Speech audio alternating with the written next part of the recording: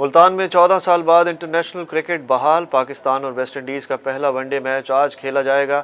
Match شام 4 بجے شروع ہوگا۔ شائقین کی اسٹیڈیم آمد جاری۔ پاکستان کے کپتان Babar Azam 3 one day matches کی سیریز جیتنے کے لیے پرعزم، جبکہ ویسٹ انڈیز کے کپتان اچھی کرکٹ کے لیے پر امید۔ قلعہ سیف اللہ میں المناک حادثہ، مسافر وین کھائی میں گرنے سے ہلاکتوں کی تعداد 22 ہو گئی۔ ڈی سی قلعہ سیف اللہ کے مطابق مشکل گزار پہاڑی علاقہ ہونے کے باعث لاشوں اور زخمیوں کو نکالنے میں دشواری کا سامنا ہے۔ تمام اسپتالوں میں ایمرجنسی نافذ کر دی گئی۔ صدر مملکت ڈاکٹر عارف الوی نے قلعہ سیف اللہ حادثے میں قیمتی جانوں کے ضیاع پر اظہار افسوس کرتے ہوئے انتظامیہ کو فوری اور ہر ممکن طبی امداد کی فراہمی کی ہدایت کر دی۔ ملک میں سرمایہ کاری بڑھانے کے لیے حکومت کا بڑا اقدام۔ وزیر اعظم شہباز شریف نے مختلف سیکٹرز میں سرمایہ کاری بڑھانے کے لیے ٹاسک فورس بنانے کی ہدایت کر دی۔ وزیر اعظم شہباز شریف سے امریکن بزنس کونسل کے وفد نے اسلام آباد میں ملاقات کی۔ وزیر اعظم نے ہدایت کی کہ برآمدی صنعتوں کے خام مال پر تمام ٹیکس ختم کیے جائیں۔ وفاقی وزیر داخلہ رانا ثناءاللہ نے سابق وزیر اعظم عمران خان کو انتخابات پر بات چیت کرنے کی پیشکش کر دی۔ انٹرویو میں رانا ثناءاللہ نے کہا کہ عمران خان بیٹھ کر بات کریں، انتخابات اکتوبر میں کرانے ہیں یا آگے، یہ چیزیں حل ہو سکتی ہیں۔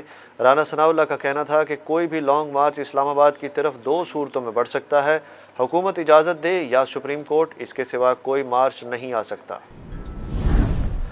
سندھ ہائی کورٹ نے دعا زہرا کیس کا فیصلہ محفوظ کر لیا۔ پولیس نے دعا زہرا کیس کی سماعت کے سلسلے میں لڑکی اور اس کے شوہر کو عدالت میں پیش کر دیا، جبکہ عدالتی حکم پر والدین کی دعا سے ملاقات کرا دی گئی۔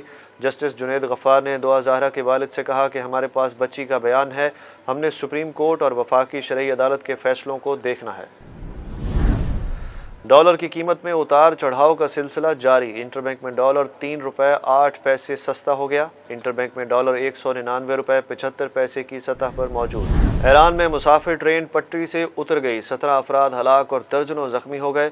غیر ملکی خبر ایجنسی کے مطابق حادثے کا شکار ٹرین ایران کے شہر مشہد سے یزد جا رہی تھی کہ 5 بوگیاں پٹری سے اتر گئیں۔ متعدد افراد کی حالت تشویشناک۔ حکومتی دعووں کے باوجود بدترین لوڈ شیڈنگ، بجلی کی بندش کا دورانیہ 16 گھنٹے ہو گیا۔ لاہور کے مضافاتی علاقوں میں 10 سے 12 گھنٹے کی جبری بندش، کراچی کے مختلف علاقوں میں بجلی کا طویل بریک ڈاؤن، جنوبی پنجاب میں بھی کئی گھنٹے کی لوڈ شیڈنگ۔ ملک بھر میں گرمی کا راج برقرار، میدانی علاقے آج بھی گرمی کی لپیٹ میں۔ اسلام آباد میں رات کو گرج چمک کے ساتھ بارش کی پیش گوئی۔ لاہور، فیصل آباد، بہاولپور سمیت دیگر علاقوں میں شام کو گرد آلود ہوائیں چلنے کی توقع۔ چترال، سوات سمیت ملحقہ علاقوں میں بارش کا امکان۔